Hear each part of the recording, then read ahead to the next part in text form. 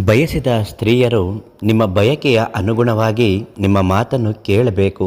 ನೀವು ಇಷ್ಟಪಟ್ಟ ಹಾಗೆ ನಿಮ್ಮ ಜೊತೆಯಲ್ಲಿ ಕೊನೆ ತನಕ ಇರಬೇಕು ಅಥವಾ ಪ್ರೀತಿಸಿ ಅವರನ್ನು ಮದುವೆ ಆಗಬೇಕು ಅಂದರೆ ಈ ಒಂದು ಸರಳ ತಂತ್ರವನ್ನು ಭಕ್ತಿ ಶ್ರದ್ಧೆಯಿಂದ ಹೇಳಿಕೊಟ್ಟ ನಿಯಮದ ಅನುಸಾರ ಮಾಡಿದ್ದೇ ಆದಲ್ಲಿ ಎಲ್ಲವೂ ನೆರವೇರುತ್ತೆ. ಅದಕ್ಕಾಗಿ ವಿಡಿಯೋನ ಸಂಪೂರ್ಣವಾಗಿ ಕೊನೆ ತನಕ ನೋಡಬೇಕು. ನಿಮಗೇನಾದರೂ ಇಂತಹ ಸಮಸ್ಯೆಗಳಿದ್ದಾಗ ಪರಿಹಾರಕ್ಕಾಗಿ ಶಿವಾನಂದ ಗುರುಗಳಿಗೆ ಒಂದು ಫೋನ್ ಮಾಡಿದ್ರೆ ಪ್ರತಿಯೊಂದು ಸಮಸ್ಯೆಗೂ ಪರಿಹಾರವನ್ನು ಕೊಡ್ತಾರೆ.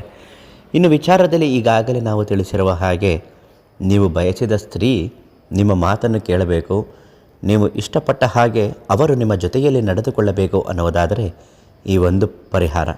ಬಿಳಿಯ ಹಾಳೆಯ ಮೇಲೆ ಅವರು ಧರಿಸಿದ್ದಂತಹ ಕೈ ಬಳೆಯನ್ನು ತೆಗೆದುಕೊಂಡು ಬಂದು 9 ಚೂರುಗಳು, ನೆನಪಿಡಿ 9 ಚೂರುಗಳು ಬಳೆಯನ್ನು ಮಾಡಿ ಅದನ್ನು ಆ ಬಿಳಿಯ ಪೇಪರ್ ಮೇಲೆ ಇಡಬೇಕು.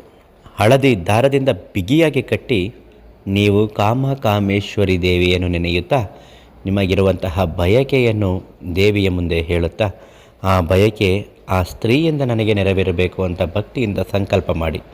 ಒಳ್ಳೆಯ ಕೆಲಸಕ್ಕಾಗಿದ್ದರೆ ತುಂಬ ಬೇಗ ಫಲಕಾರಿಯಾಗುತ್ತೆ. ಅದನ್ನು ತೆಗೆದುಕೊಂಡು ಬಂದು ಯಾರೂ ಓಡಾಡದೇ ಇರುವ ಜಾಗದಲ್ಲಿ ಹೂಳಬೇಕು.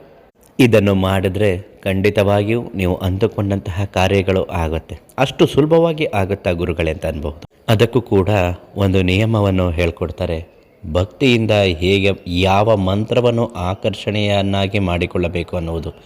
ನಿಮ್ಮ ಹೆಸರು ಮತ್ತು ಕಾಲ್ಗುಣಕ್ಕೆ ತಕ್ಕ ಹಾಗೆ ಗುರುಗಳಿಗೆ ಫೋನ್ ಮಾಡಿದ್ರೆ ಪ್ರತಿಯೊಂದು ಮಾಹಿತಿಯನ್ನು ಕೊಡ್ತಾರೆ.